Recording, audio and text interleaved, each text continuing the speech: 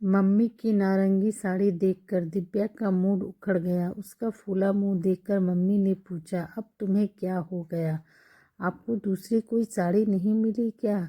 उनमें प्रेस नहीं है और अभी रसोई में इतना काम है कि मेरे पास प्रेस का समय भी नहीं बचा। लेकिन इस साड़ी में खराबी क्या है? बहुत गहरा रंग है, अजीब लगेगा। यह तुम्हारा भ्रम है, मुझ पर यह रंग जचता है। मम्मी ने आंचल ठीक किया। अंतिम बार आईने में स्वयं को देखकर वे रसोई में चली गई। दिव्या वार्डरोब खोलकर खुद के लिए एक ड्रेस के चुनाव में असमंजस में खड़ी रही। अतत निराश होकर वहीं बैठ गई। मम्मी ने ठीक ही कहा था, उस साड़ी में वे अपूर्व सुंदरी लग रही थी। पता नहीं उसे क्या होता जा रहा था। जैसे जैसे वह बड़ी हो रही थी उसे मम्मी के सजने संवरने से चिढ़ होने लगी थी। कुछ वर्ष पहले तक ऐसा नहीं था। उसे याद है जब वह नन्ही सी थी, कहीं भी जाने आने पर लोग हमेशा मम्मी के पहरावे और चेहरे की प्रशंसा पर एकाध जुमला बोल ही देते थे। उसे बहुत गर्व होता, लगता कि उसकी मम्मी जो उसके लिए सहन सुलभ स्नेहपूर्ण है, वे दूसरों के लिए बहुत महत्वपूर्ण है। मम्मी बहुत लंबी, गोरी, पतली और तीखे नाक नक्श की स्वामिनी थी। वे अत्यंत सलीकेमंद थीं। साड़ी, सलवार, कमीज सभी पहरावे में उनके व्यक्तित्व की एक छाप थी। वे सिंथेटिक या पतले छलकते कपड़े कम पहनती थीं। उनकी अलमारियां टसर, ढकाई, कटकी, मणिपुरी, जामतानी, तात आदि साड़ियों से भरी रहती। घर पर पहनने वाले कपड़े भी अन्य गृहिणियों की तरह रंग उड़े तुड़े मुड़े नहीं होते थे। घर पर भी उन्हें कोई भी देखकर उनकी रुचि पूर्णता की तारीफ करता। दिव्या अक्सर अपनी सहेलियों को घर पर ले आती थी, जिनका मम्मी स्वादिष्ट व्यंजन से सत्कार करती। उनकी कर्णप्रिय स्नेहपूर्ण वाणी उसकी सहेलियों को बहुत अच्छी लगती। दिव्या उनकी खुशी देखकर स्वयं भी खूब प्रसन्न होती। उसने मम्मी को अपना आदर्श बना लिया। उन्हीं की तरह चलने फिरने व बोलने का अभ्यास करने लगी। धीरे धीरे बाल्यावस्था की सीमा पार करके वह किशोरावस्था में पदार्पण करने लगी। उसकी रुचियां, शौक तथा विचारों में परिवर्तन होने लगा। उसे कभी कभी अफसोस होता कि मम्मी उसके लिए हमेशा हल्के रंग के कपड़े क्यों खरीदती है, जबकि वह स्वयं उन्हीं की तरह गहरे रंग के कपड़े पहनना चाहती थी। जल्दी ही उसे समझ में आ गया कि वह अपेक्षाकृत सांवले रंग की है। अपने ननिहाल मसूरी जाने पर वह एक और कटु सत्य से अवगत हुई। वहाँ सबकी जुबान पर एक ही बात थी, तानिया, तेरी लड़की तो एकदम जमाई बाबू पर गई है। तेरा रंच मात्र भी प्रभाव नहीं है उस पर। मम्मी मुस्कुराकर रह गई। उन्होंने कुछ नहीं कहा। उसे एहसास हो गया कि वह पापा की तरह दिखती है और लाख कोशिश करके भी मम्मी जैसी नहीं बन सकती।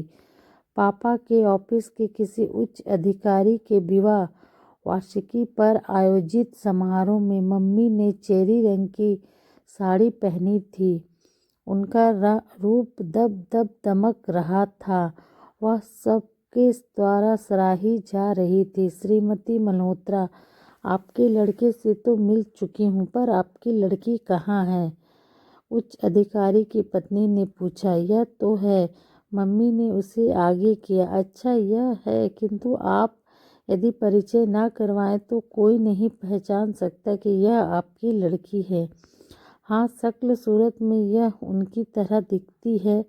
पढ़ाई में बहुत तेज है और अपने स्कूल की वॉलीबॉल चैंपियन भी है। मम्मी ने बात बदलनी चाहिए। आप इसे किसी स्लिमिंग सेंटर में क्यों नहीं भेज देती? लड़कियों को इस उम्र में शरीर पर नियंत्रण रखना शुरू कर देना चाहिए। दिव्या कट कर रह गई। उससे बड़ी कुफ्त हुई। आजकल लोग बिना मांगे जाने क्यों सलाह देने लगते हैं। किसी ने उनसे पूछा था क्या वह सुंदर लगने के लिए क्या करे।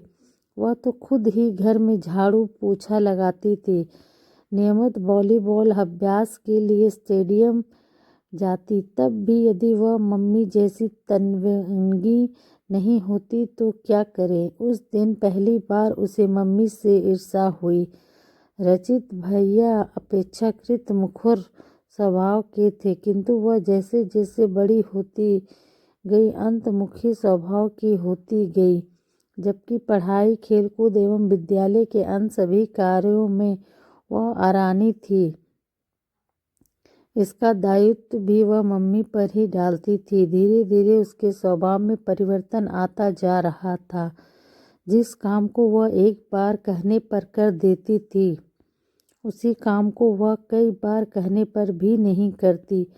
हर बात के लिए उसे टोकना पड़ता। उसे लगता जब सौंदर्य ही सब कुछ होता है तो लोगों के लिए और गुणों का कोई मोल ही नहीं है, तब गुणवती होकर होगा क्या। हर स्थान पर मम्मी से तुलनात्मक विवेचन होगा और उसे हीन सिद्ध किया जाएगा। जिस वर्ष उसने 11वीं कक्षा में प्रवेश किया, उसके कॉलेज में गणित के नए प्राध्यापक का आगमन हुआ। उनके भव्य व्यक्तित्व ने छात्राओं पर विशेष प्रभाव डाला। हर कोई अपनी तरह से उनको आकर्षित करने की चेष्टा करता। दिव्या को यह देखकर बहुत आश्चर्य हुआ कि वे उस पर अधिक ध्यान देते हैं। गणित में उसकी विशेष योग्यता व रुचि से वे अत्यधिक प्रभावित हुए।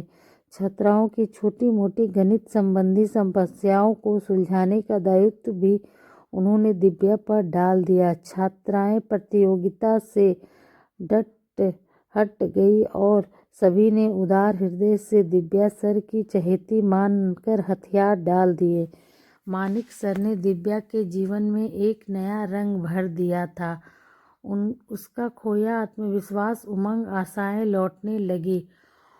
वह एक अलग ही दुनिया में जीने लगी। एकांकी स्वभाव में बदलाव आया। चिड़चिड़ाने की आदत कम हो गई।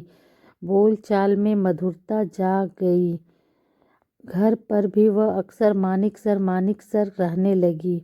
रचित उसकी अपेक्षा गणित में कमजोर था। उसने एक दिन कहा, यदि मैं तेरे कन्या विद्यालय में होता तो मेरे भी प्रतिशत बढ़ जाते। यह तुम्हारा दुर्भाग्य है भैया, दिव्या ने कहा, लेकिन यही स्थिति रही तो तुम्हारा पास होना मुश्किल होगा। रचित पापा ने कहा, भैया को मानिक सर की ट्यूशन कर लेनी चाहिए। दिव्या ने मजाक में कहा, तुम ठीक कहती हो तारा, अपने सर से बात करो।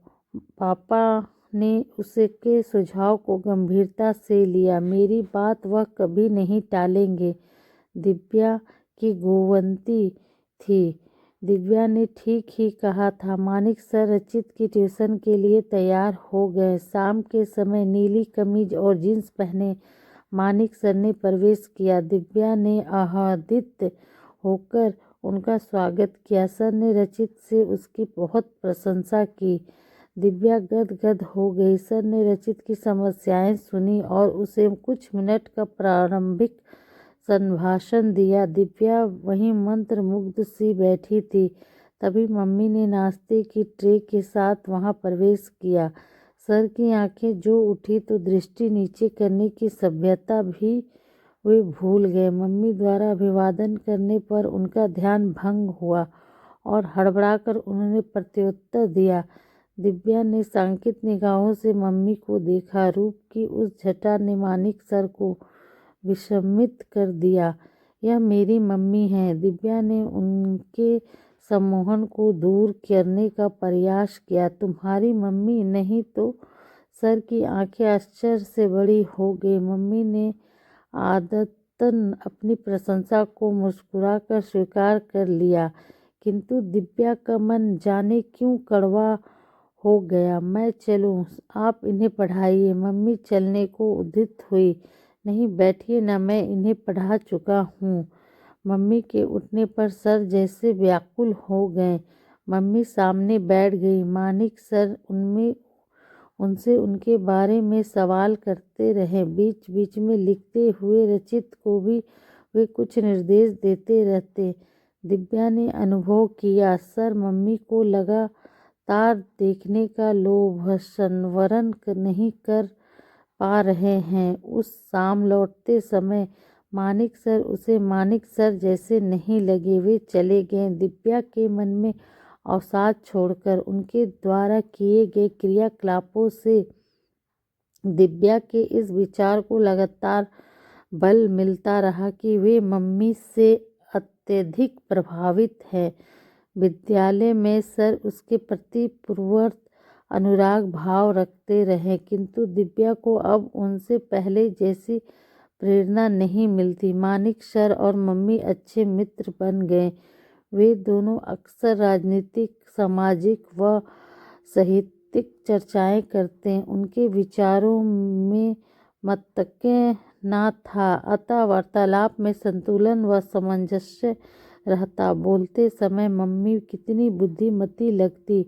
उनका स्वर धीर, गंभीर व ओजपूर्ण था। वे केवल सुंदर ही नहीं वरन जहीन भी थीं।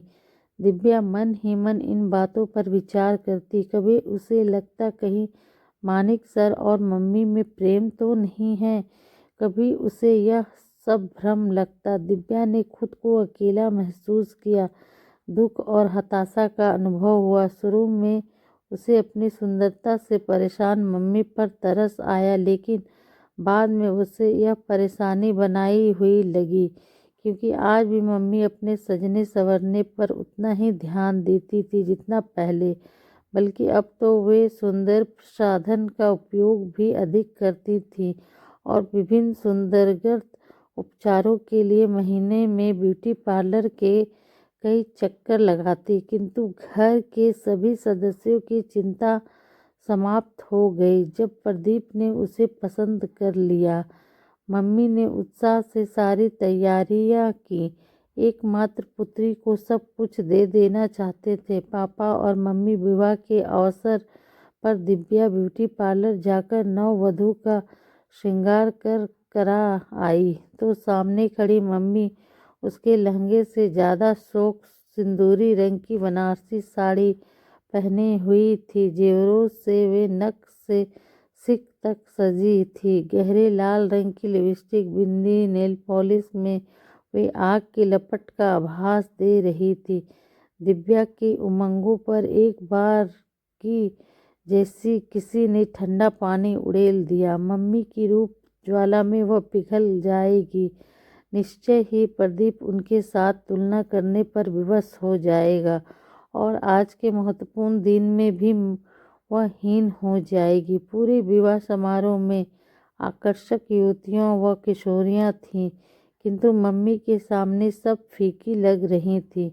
दिव्या ने सोचा, आज के दिन कम से कम मम्मी को इतना श्रृंगार नहीं करना चाहिए था कि दिव्या पर किसी की नज़र ही न जाए। विवाह की सभी रस्मों के दौरान वे दिव्या के साथ रहीं और प्रदीप की आंखों में उनके प्रति प्रशंसा भाव देखकर दिव्या के मन में खिला कमल मुरझाता रहा। पता नहीं मम्मी कब बूढ़ी होंगी, शायद कभी नहीं, वह स्वयं बूढ़ी हो जाएंगी, किंतु मम्मी वैसे ही सदाबहार रहेंगी। आजीवन दिव्या ने प्रदीप के साथ नई गृहस्थी की शुरुआत की। वैसे प्रथम रात में ही प्रदीप ने मम्मी की सुंदरता की खूब तारीफ की और उससे उनकी तुलना भी की, किंतु यह चर्चा का विषय मात्र घंटे भर का था। अगले कुछ घंटों में वे प्रणय निवेदन समर्पण में अंगाठ डूब गए। फिर महीनों उन्हें मम्मी की याद नहीं आई। के बीच में दिव्या कई बार मायके गई। मम्मी ने बड़े लाड़ प्यार से उनका स्वागत सत्कार किया।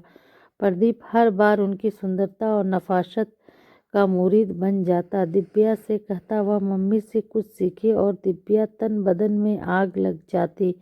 आजीवन तो उसे मम्मी के समक्ष रखकर आका गया, कम से कम पति तो माँ से उसकी तुलना ना करता। धीरे धीरे उसके रुख से समझदार प्रदीप ने वस्तुस्थिति को जान लिया और मम्मी की प्रशंसा व उनसे उनकी तुलना बंद कर दी। दिव्या ने मायके जाना बहुत कम कर दिया।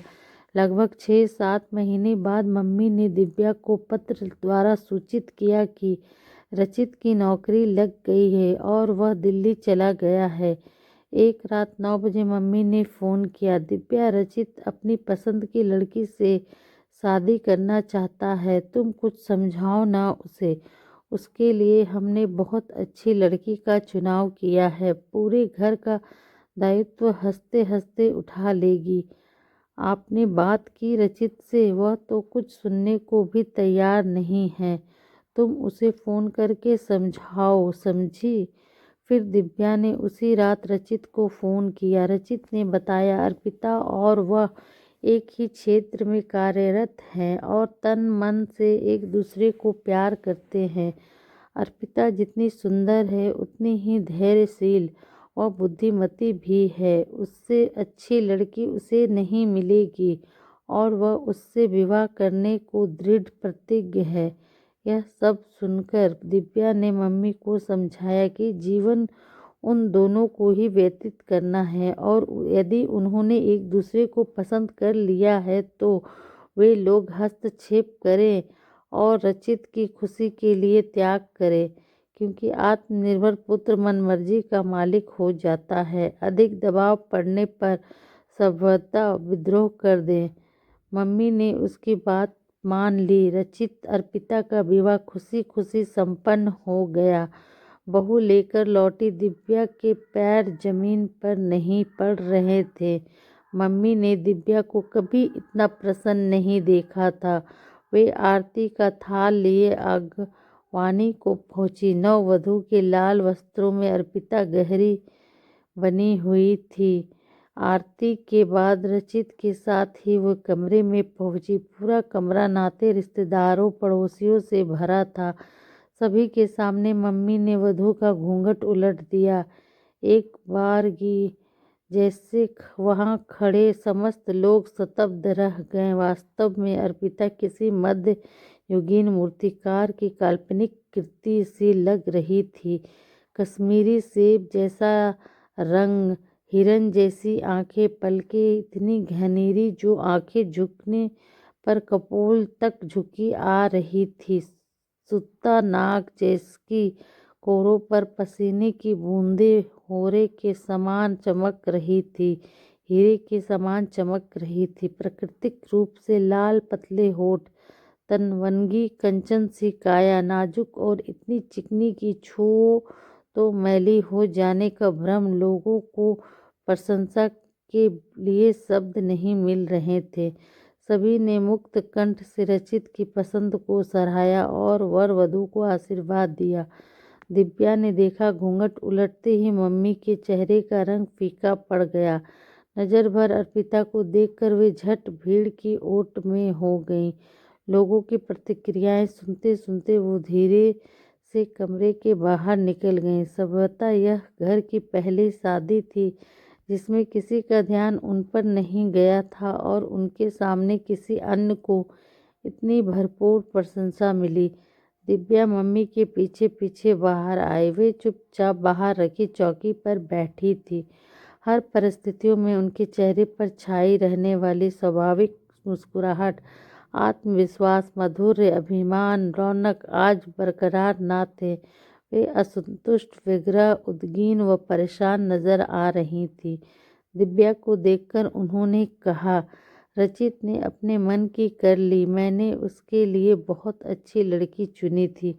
अर्पिता भी तो कितनी सुंदर है मम्मी, मुझे तो कोई खास नहीं लगी, मम्मी ने कहा। दिव्या ने इस उत्तर पर चौंक कर उन्हें देखा। उनके चेहरे पर पराजय की उदासी थी। उसने मम्मी के